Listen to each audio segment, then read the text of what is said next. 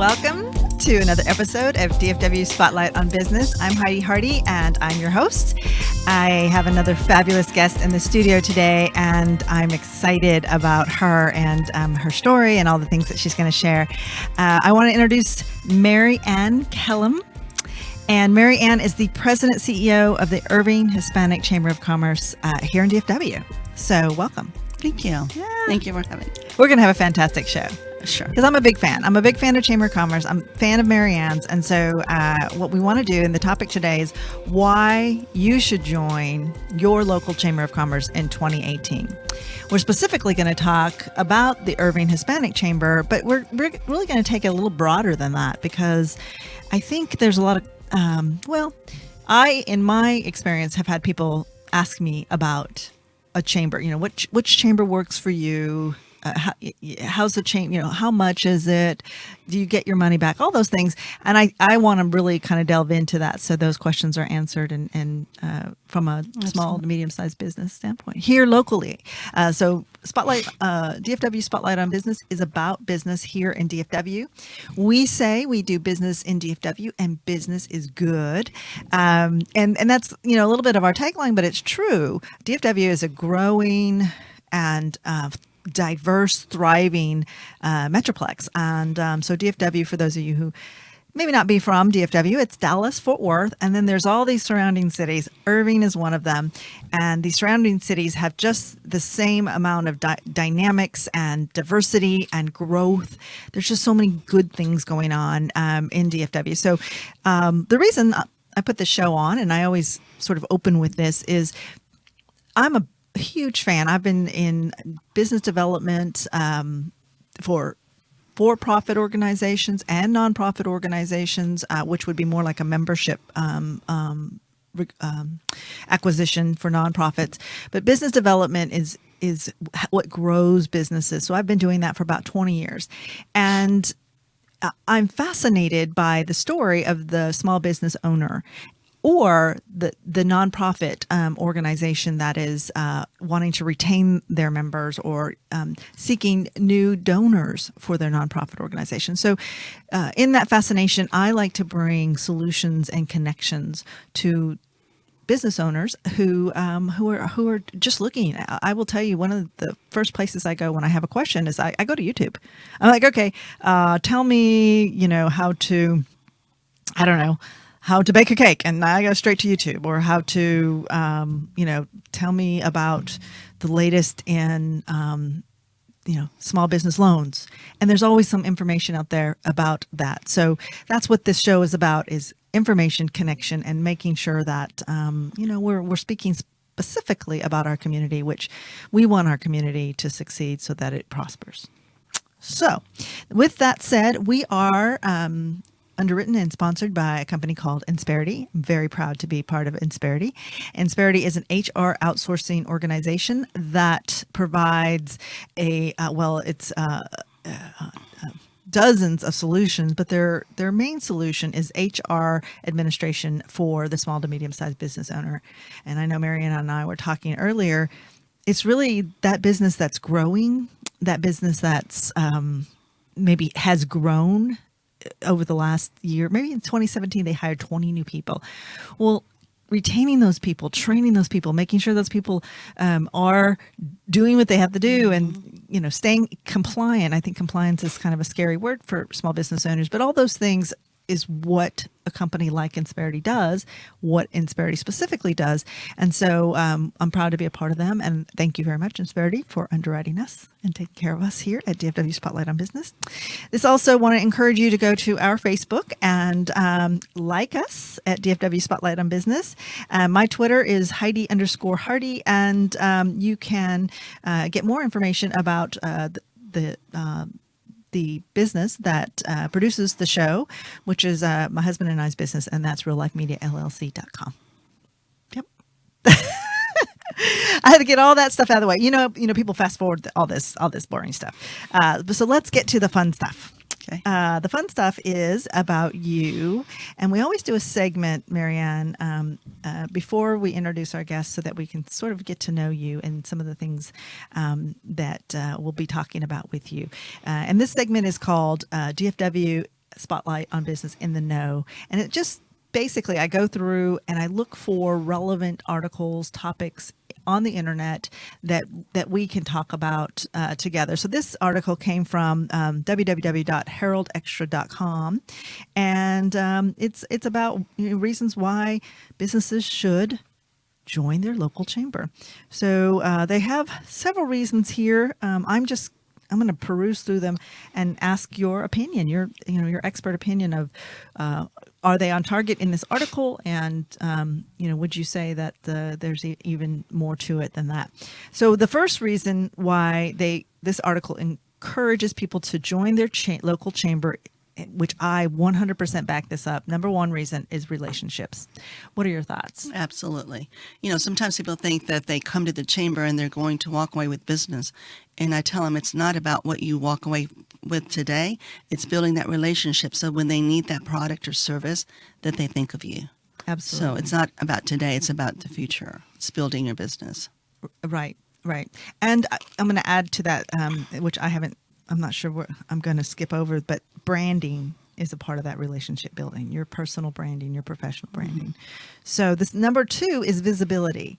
So what are your thoughts on joining for visibility purposes? And there again, it's if they don't see you when they need you, or they don't think about you. It's like out of sight, out of mind. Sure. So that visibility, when they see you there, they connect with you. They know that you're part of the community. You're giving back, or whatever it is that you're doing, so that when they need you, they think of you again. So it's visible. And I tell people, when you join the chamber, doesn't mean that people are going to come to you. You have to be out there networking and being visible, so people see you and connect with you. Well, and I think it was spot on when you said out of sight, out of mind. Pepsi Cola, Walmart, they spend millions of dollars. Millions. Yeah, getting on those commercials, getting those commercials out, sponsoring big events, and that's all because they want to be the first thing you think of when you have to go. When you get thirsty, when you need to buy something. So it's no different for a small business. It's just a different, Exactly. different ways to do it. Mm-hmm. So number three is promotion. So the difference between visibility and promotion. What are your thoughts on that? Promotion can include your advertising, sponsorships, and anything that gets your name and your product out there. Mm-hmm. Same thing as we were saying. It's just being out there and having people see your product and see your name, it stays with them. So again, when they need you, they think of you. Yeah, I know. I completely agree with that. The community connection. I like this one, and I think it means different things for different people. But what does that mean in your world? I think it's all relevant. Community connection. Some of the larger corporations sometimes think they don't need to join a chamber because they don't need the help that the chamber does. And when you're a small business, you need a lot more business help than the larger business. But it's about the community and what the community sees. So if you're out there as the person that they can come to when they need, let's say, utilities or phone systems or something, even though you have the big name, they still want to see that you're part of the community. And so they identify with you.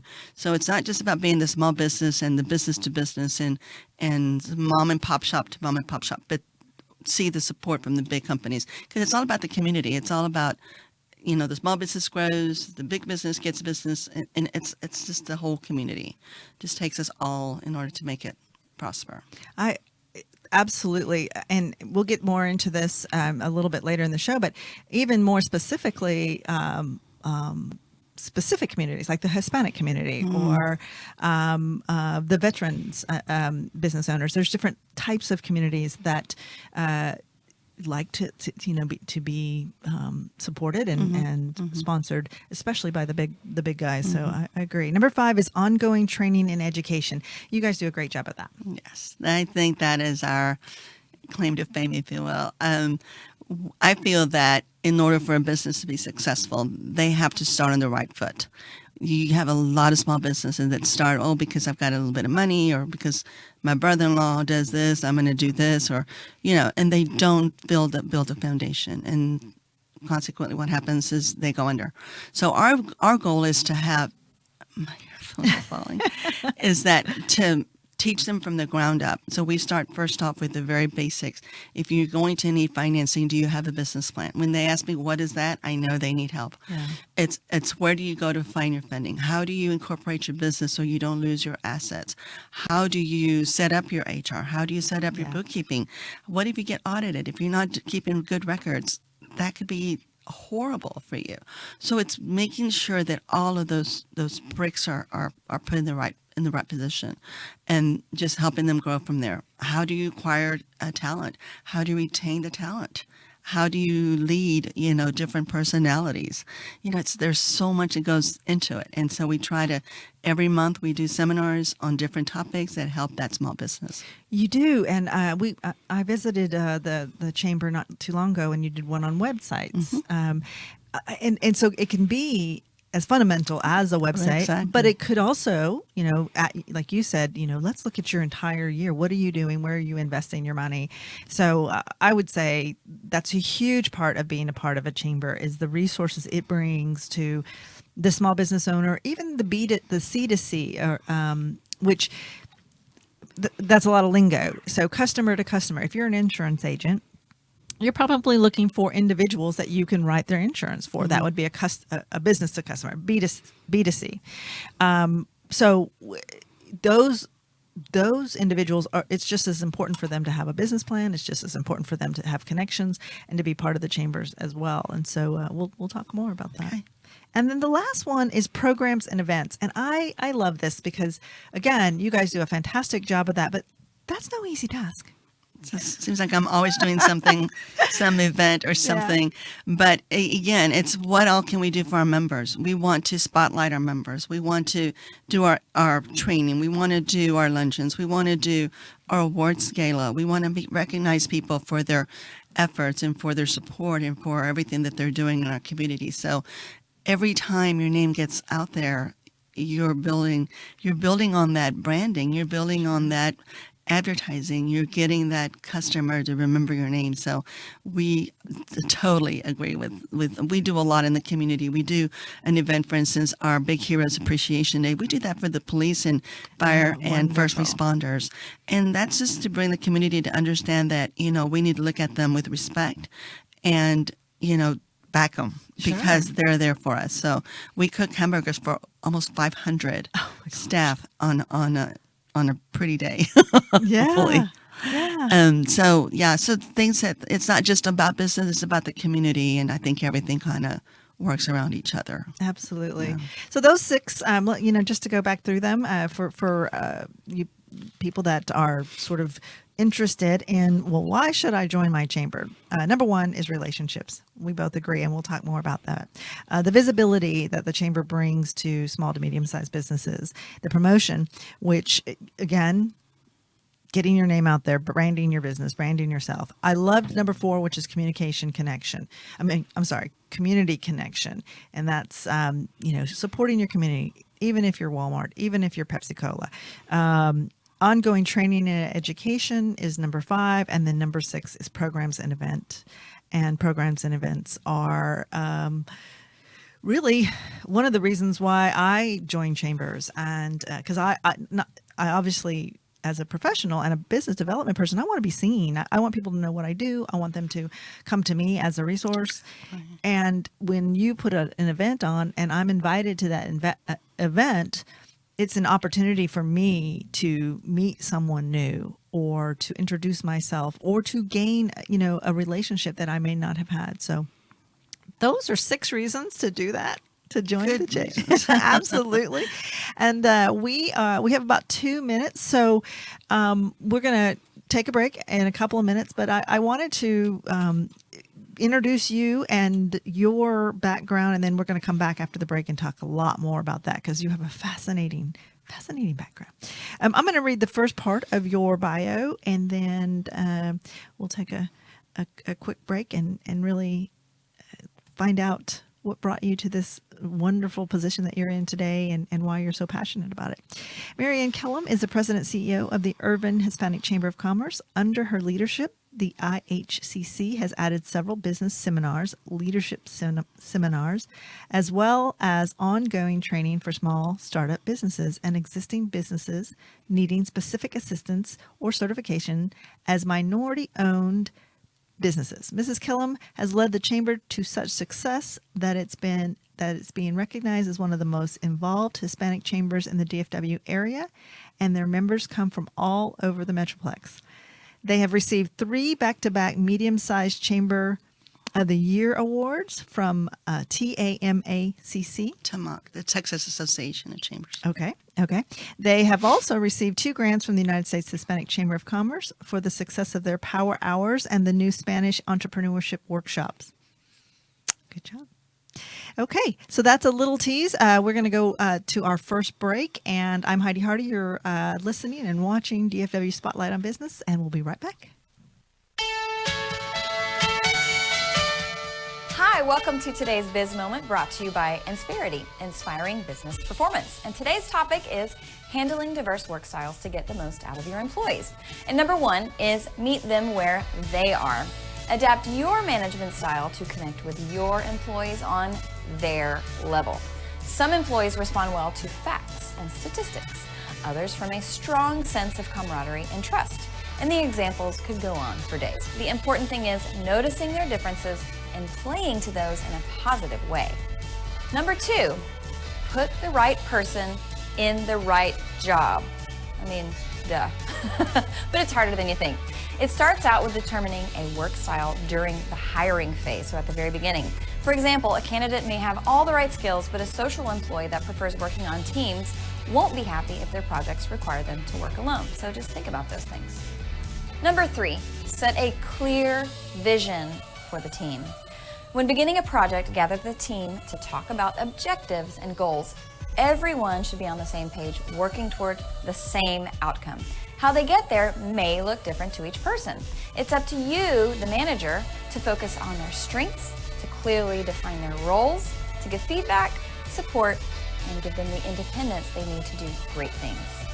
Number 4, understand that different doesn't mean wrong. Not everyone on the team needs to have the same work style, and in many cases, diversity equals better outcomes. Did you hear me? I said diversity equals better outcomes. Just remember that. Focus your energy on finding people's strengths and empowering them to do their best. Number 5, ask what makes them tick. Offering a behavioral assessment such as the Myers-Briggs is a great place to start, but these tests don't always give the full picture. It's your job to take it a step further and ask your people what they need to succeed. Stay tuned for more Insperity Biz Moments, business tips for savvy leaders. For more like these, visit the Insperity blog at insperity.com.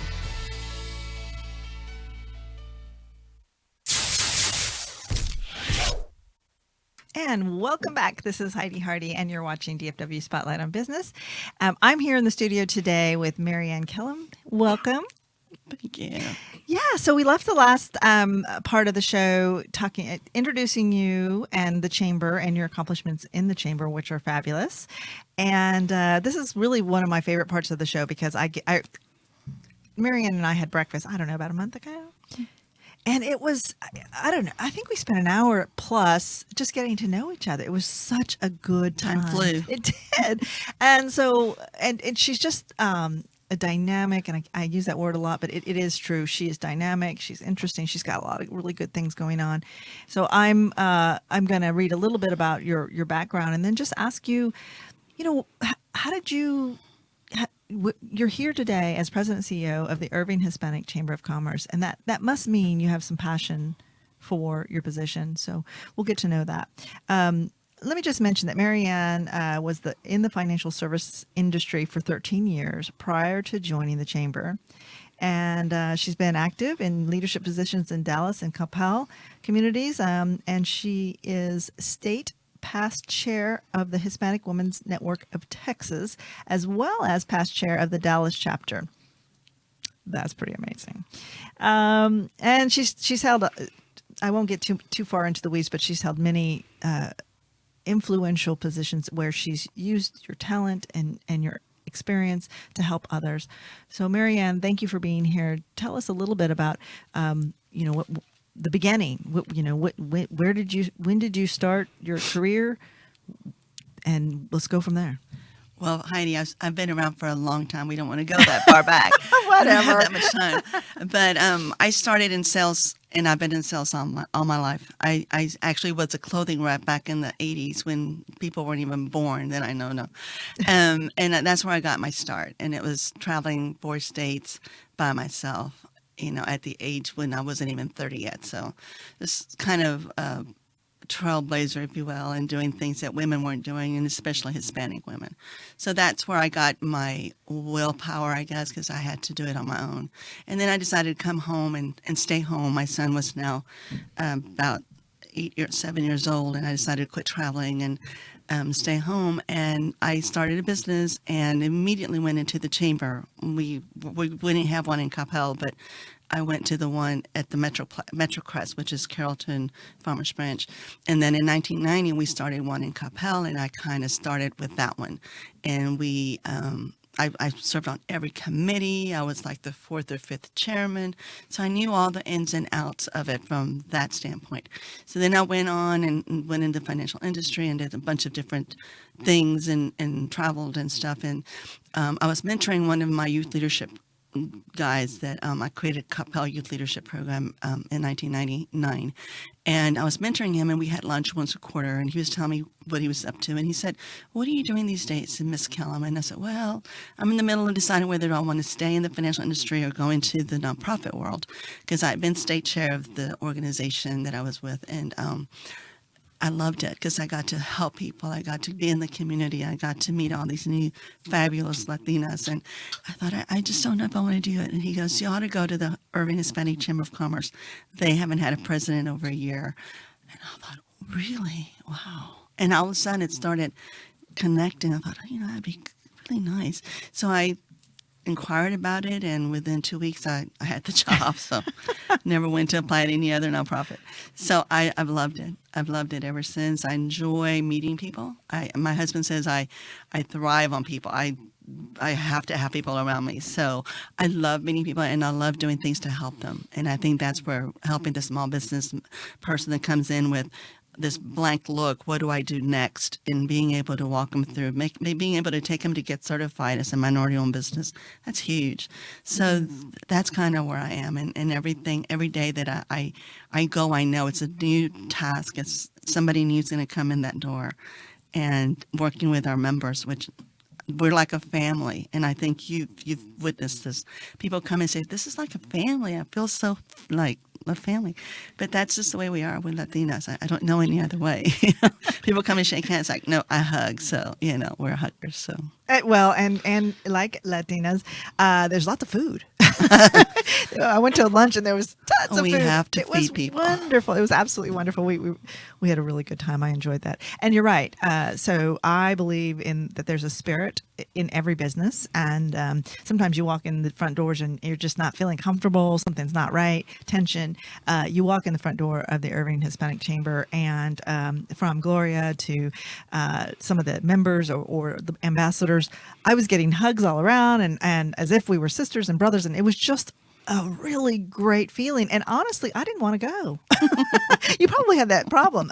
You guys were closing up. You need to leave. Time's up. Yeah. Time for me to go home. But that's a great way to build that community that you're building. And I think you're being modest because we're not really talking about the successful financial business that you had that you started you started it, and you were a business owner, and the first thing you wanted to do was get into the community, and that the chamber was a part of that. Mm-hmm. Yeah. And so also the leadership positions that came with your business ownership, and then being a part of the chamber's the Hispanic women's leadership position. You said you had a mentee. Talk to us about your mentorship passion and why that's important to you. Well, I've always been a mentor. I love mentoring young women to encourage them to stay in school and now start businesses. But I had a mentor when I started the clothing business. And this was when, like I said, there weren't any women selling clothes to retail stores, and especially Latinas. There weren't even Latinas, even in the territory I had. They looked at me like, what are you? You're not from around here, are you? Yeah. I'm Texan. You don't sound Texan. Well, it's about as Texan as I can get. But I did have a mentor that saw in me what I didn't see. And the designer and her husband had also had eyes on me and seeing what I was able to do with the clients, and everybody that came in the showroom wanted me to help them. And so when the opportunity came up for another rep, they asked me to do it, and I was like, should I do it? Could I do it? And my husband immediately said, yeah, I support you, whatever you want to do. And it was interesting that the men that were in the industry, which was run by men, were the ones telling me, oh, you don't want to do this. This is a man's job. This is something that a woman doesn't need to be doing. You should stay home and raise your child. Your marriage is going to suffer. I mean, I heard every negative comment I could hear. And the more I heard them, the more gumption I got. It's like, you know what? I can prove that wrong. And I did. And before, like, the very first season, the next season, I was the number one in the country. And it's because women knew women's clothes better than men. But women weren't in the position to be out traveling. People would say to my husband, how would you let your wife do that? I could never let my wife do that. First of all, that was a problem. I like that. Like, first of all. So that just gave me a lot. When I got out there and saw what I could do, that gave me all the confidence in the world. I knew that if I could do that where it was a man's world, that I could do anything. And I have to relate to that 100%. I started traveling for sales in the early 2000s.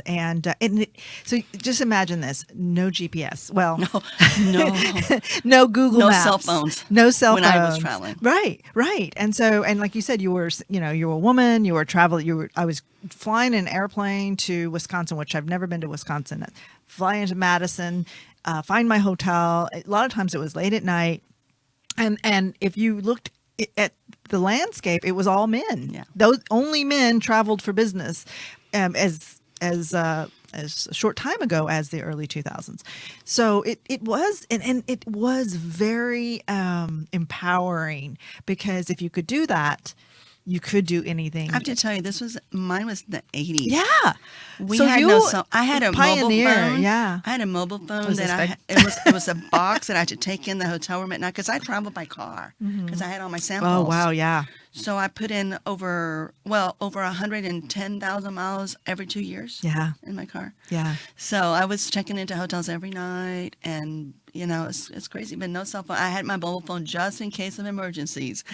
Yeah. I would always call my husband from my room. We had the little calling cards back then. I was crazy. Yes. My son listens to me and goes, "You had a what?" I know. What was that? I know. It's very different. It is very different. But I think, what I love about the story and how we relate and connect to that is there were women who had the courage to do that.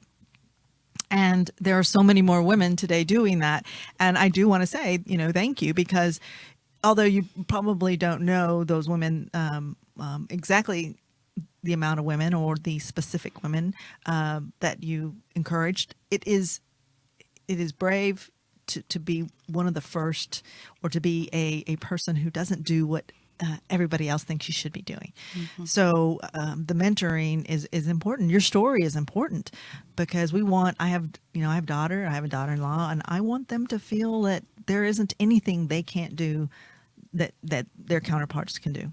So, and I would have Absolutely. I have to give, and he's in the studio, so I have to tell my husband is amazing and I love him very much. But he was very supportive. You know, I think that you said that earlier. You said, he supported you. He helped take care of He did. your son. Took care of my son. Our son. So you couldn't have done it as easily in the way that the success that you had without a very supporting spouse and partner. So that's a great story. I love it. I love it. So you get out there and that job that you want, do it, right? Nothing you should send anyway. All right.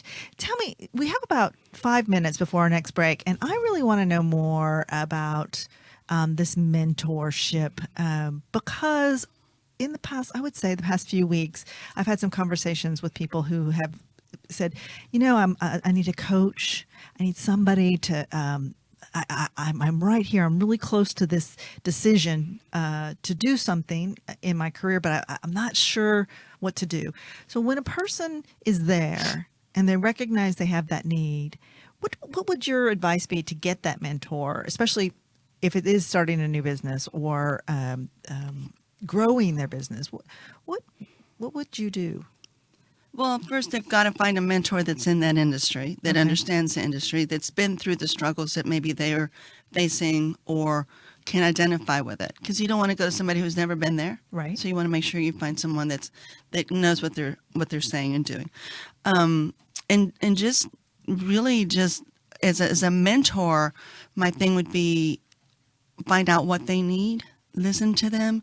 And a lot of times they think the world's coming to an end because things didn't work out the way they wanted it to work out. And my first thing is, you know what? There's a plan for us. Don't fight it. If it doesn't work that way, there's another door. Seek it.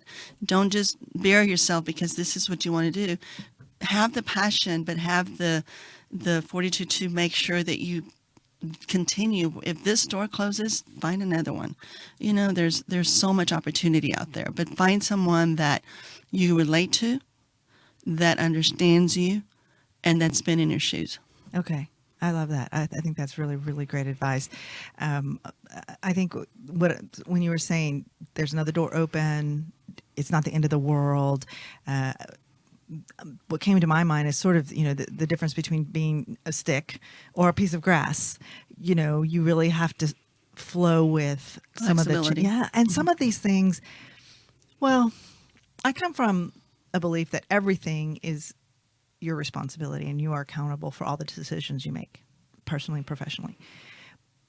With that said, there are things that are not in your control sometimes. We have to understand that.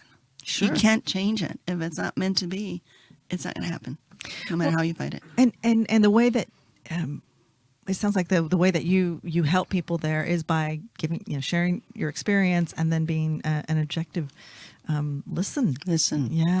Yeah. So seek a mentor, seek someone. The other thing is, I think when people think about being mentored, they think about, well, I'm not in my 20s. I don't need to be mentored anymore. I don't think it's ever too late in your life. Same thing with leadership. People would say, why are you taking another leadership course? You're already in the leadership. I think I look at that as a journey, not a destination. You never stop learning. That's right. Ever. That's right. Because life changes on a All the dime. time. On a dime. Yeah. So we are going to go to our next break. But one of the things that I want to make sure that we cover for the rest of the show is, in a couple of minutes, why should somebody join the chamber? I know we went over some 6 reasons, but in your opinion, business owner, he has maybe a finite budget for marketing. Why should they join a chamber?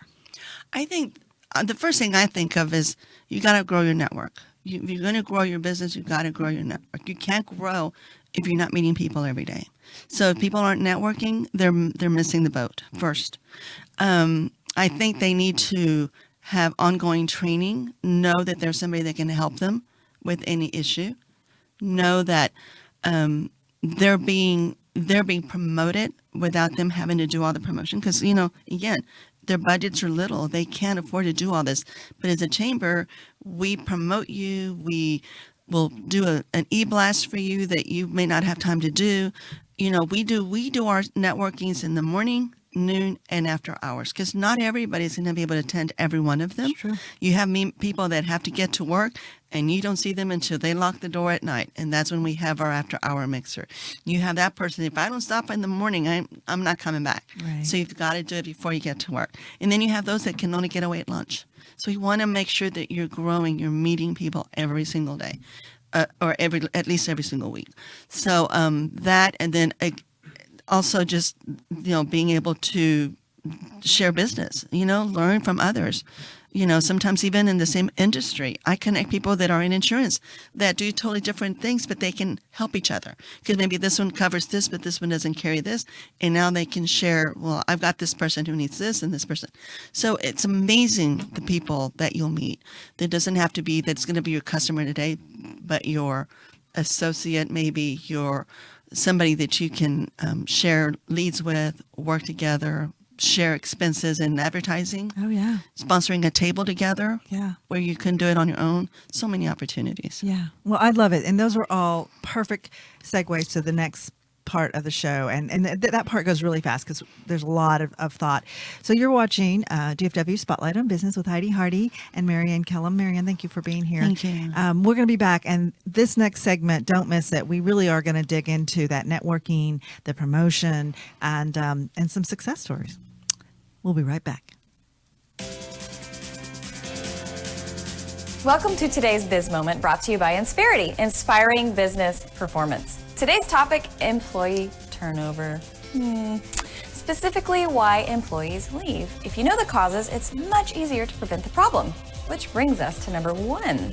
They're motivated by higher pay. No matter how much someone loves working for you, if presented with a better monetary offer, they're probably going to go for it. And honestly, can you blame them? Help counter this by keeping tabs on compensation offered by competitors and/or conducting an annual salary survey to see how employees view their salaries and benefits.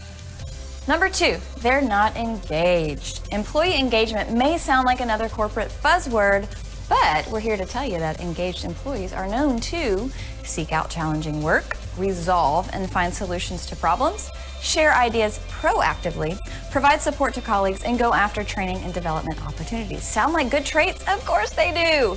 If you want to know more about keeping those employees more engaged, check out our Biz Moments episode dedicated to, you guessed it, employee engagement. And thus begins our segue to number 3. They're bored. High-performing workers need a challenge and a feeling of forward momentum in terms of professional growth and development. Take the time to meet with your employees and be proactive in discussing career and succession plans with them. You won't be sorry. Number 4, they're poorly managed. We all know a bad boss, hello, Michael Scott from The Office, can make any employee miserable. And if your employees are miserable, they're not going to stick around. And you know this already. Humans crave routine, structure, and consistency, which are all things created and managed by a good boss. To help managers be the best they can be, make sure they have the tools and the training. Don't intentionally or unintentionally protect bad managers and submit managers to the same performance evaluation process as everyone else. It just makes it fair. Stay tuned for more Insperity Biz Moments, business tips for savvy leaders. For more like these, visit the Insperity blog at insperity.com and hold on to those employees, okay?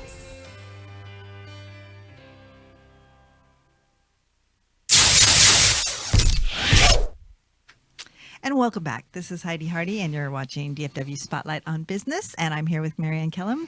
We're having a great conversation. Yes. I love it. Yeah, we got to know Ann, and if you weren't with us the first part of the show, we'll have this uploaded on the live stream, and then we'll also be on YouTube. And listen to the beginning, because we talk about mentorship and what she's been doing in her career, and it was fascinating, really good stuff. This part of the show is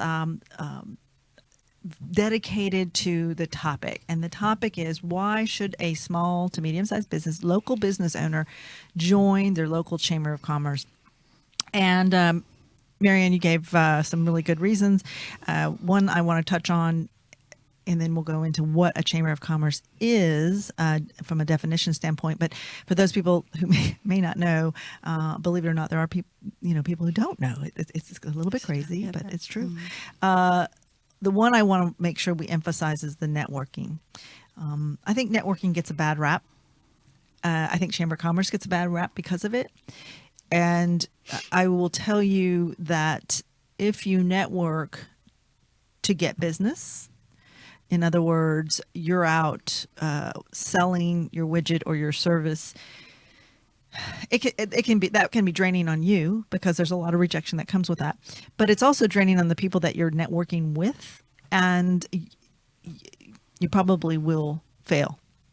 That experience will feel like a fail.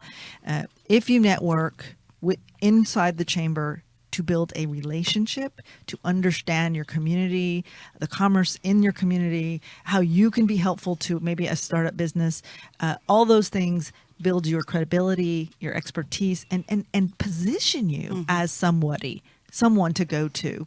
So, I don't know if you want to expound on that, but that's as truthful as it gets. Yeah. And one of the things that you were saying, as I was thinking you were saying it, is that you don't want people, like I say, people, you're not going to sell anybody on your first try, especially in the Hispanic market. We're a very trusting market or segment, but when we trust you, we're your customer for life. I mean, if you're providing for me, I'm with you. But what happens a lot of times is people don't like to network because they don't know how to network, and maybe the thing that's happened to them is one of the things I tell people not to do, and be aware of it. And that is when you meet somebody, you want to follow up with a nice little email, great to meet you, here's my business card, whatever, if we can have coffee or lunch or something, discuss maybe something, expand on what maybe your conversation was at that event. The problem that happens is a lot of times some people don't know when to give up. And so you start hounding and pestering, and you either know in the first meeting whether there's a connection, whether it's a connection or whether there's anything you'll ever be able to do for them. Maybe that's not their industry, maybe. But again, it's you make that connection, leave it at that. They'll remember you if that happens. The more you see, the more you attend these events, you may not have to talk to them about the business, but they keep remembering. They may not ever be your customer, but they may have a brother, a sister, an aunt, a mother that needs your service. So it's about that relationship, that connection. It is. And what's interesting, and what you said is that's what a network is. It isn't that one-to-one connection. Although if I could be supportive of your business, I want to, because I like you. But beyond that, you don't want just one customer. You don't want just me. You want all the people behind me, all the people that do what I do or need what I need. And that's what networking is. And I'll tell you what. The small amount that the chamber costs per year, especially at the Hispanic chamber, is worth every dime for that reason alone, I would say. Now, let's talk about the Hispanic chamber and what chambers are from a I've never heard of a chamber perspective. Well, you have different types of chambers. You have the large Hispanic chambers, which we have them in our bigger cities, and usually they're more into the bigger companies. And while they do work with small business, sometimes they don't have the strong relationship with that small business, because that small business sometimes feels like that little fish in the big ocean, where with the small chamber, that is our cup of tea, if you will. We have our large companies that are our members because we are their target audience, not because any other reason other than we are the market that they're looking for. We have access to that market. So they're going to need to be our members, and they want to be a part of the community.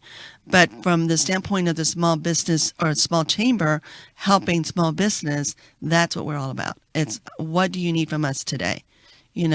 Whatever it is. You need advertising. You need employees. You need to have a job fair. You need to hire employees. We have a job posting on our website that you can post your jobs to. So as long as you have openings, you can stay on there. So there's so many benefits that we offer that you would have to pay somebody in addition just to have that.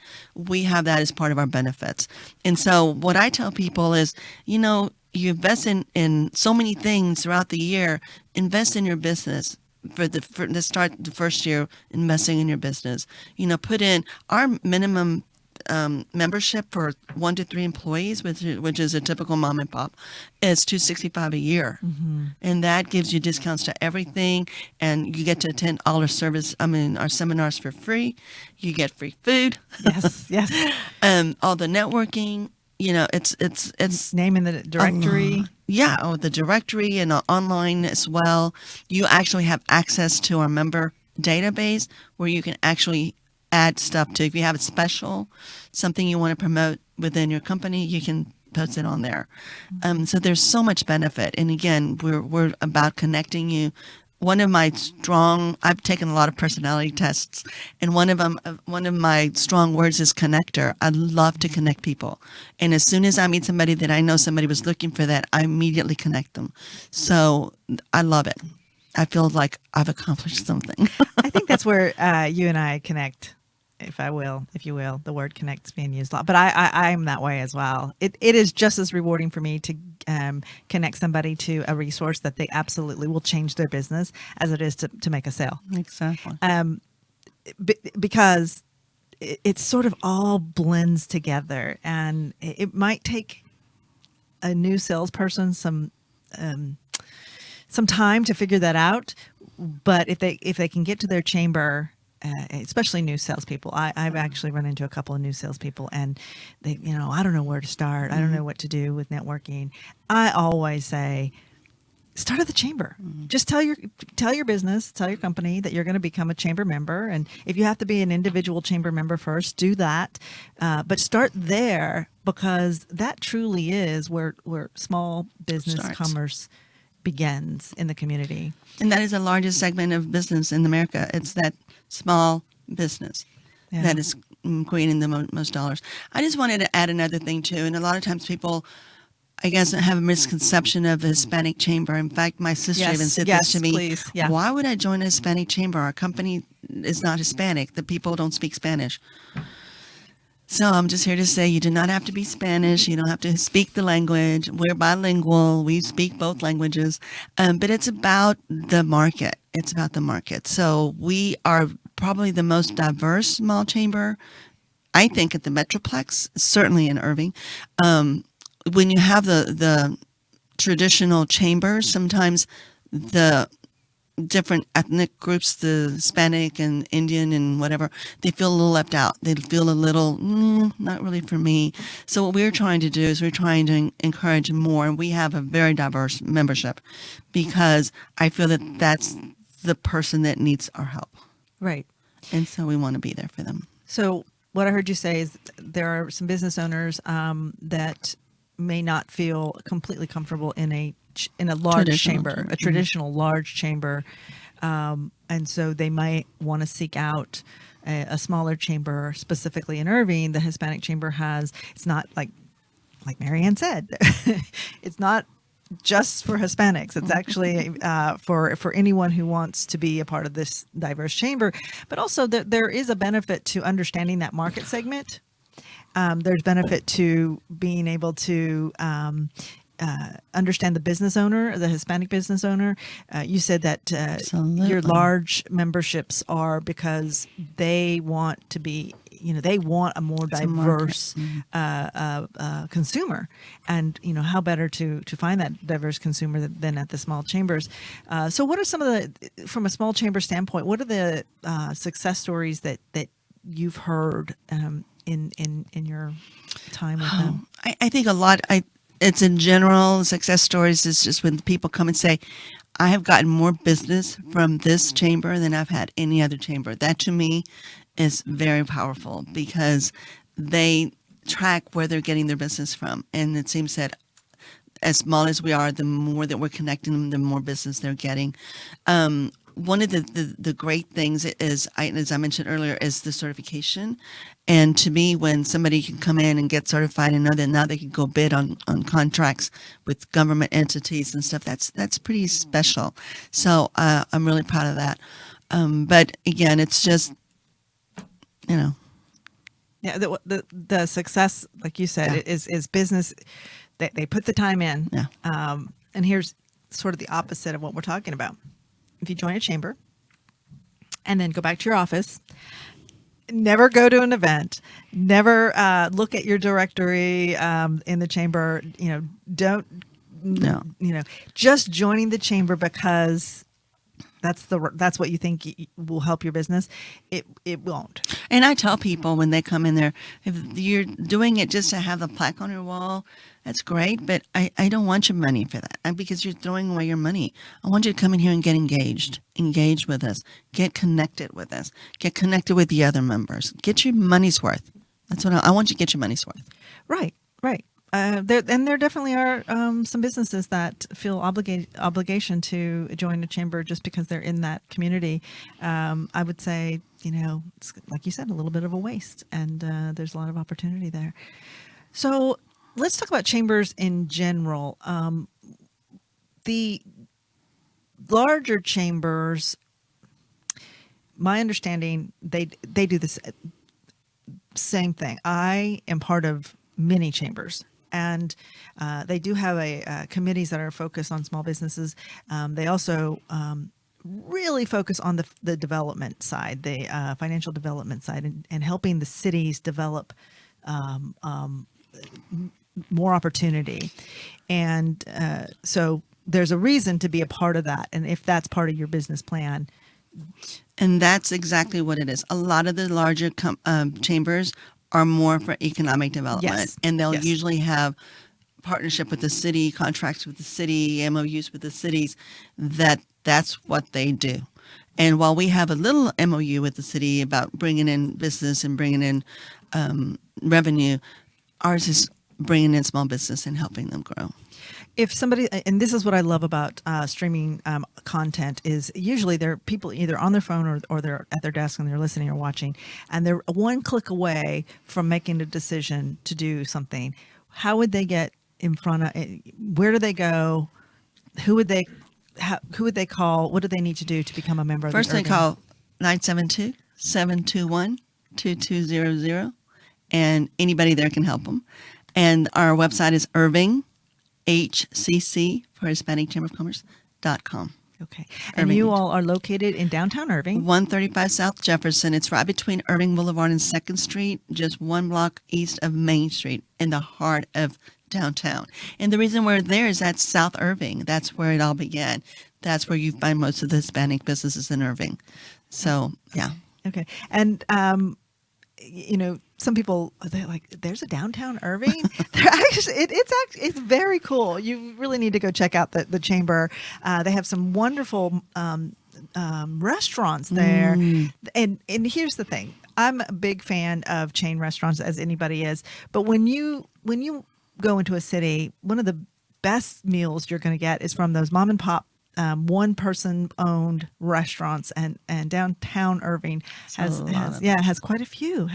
So every time I go there, I'm like, oh, I got to try that new one. that place out, and it does. It feels good to support that part of the community. We now have Italian, Thai, a steak place, hamburgers, the best, big state, and then all we have Mexican restaurants. We have a lot of the different South American cultures have a lot of restaurants. Trying to think of Colombian and Argentina, and it's just amazing. It is very diverse. It is, and people don't understand. They think because they're Hispanic, it's Hispanic, but the diversity among the Hispanic population is so huge, and Irving has a lot of it because you find a lot of different Hispanic cultures.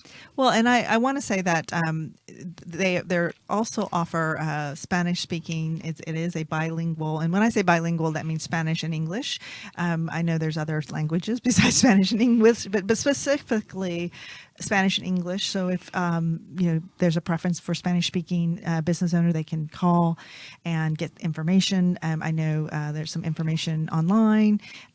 So for me, this show, thank you for being here. We have a couple minutes, and I want to make sure that we sort of drive home the message is in 2018, if you're planning, if you're contemplating, what am I going to do different? What am I going to do to grow my business and help the community? My advice would be to join your chamber. specifically the Irving Hispanic Chamber, but to join your local chamber. And even if they're contemplating even starting a business, I have an idea. This is my passion. How do I go about doing it? Because a lot of times that passion dies because they don't know where to go. And that's where I just say, just let us help you. Absolutely. Absolutely. Well, you've been listening to DFW Spotlight on Business. Marianne, thank you for being here. Thank you, Heidi. Your I story appreciate is it. wonderful. I loved it. Yes. We'll have to have you back and we'll talk about more business in DFW. We are going to be signing out here, but we do have the thought for the week, and it is: we cannot seek achievement for ourselves and forget about progress and prosperity for our community. Our ambitions must be broad enough to include the aspirations and needs of others for their sakes and for our own, and that's Cesar Chavez. So thank you so much for watching DFW Spotlight on Business, another episode. We'll be back next week. It's Christmas time. Happy holidays. Yes, happy holidays. Merry Christmas to you. And don't forget to live your real life passionately.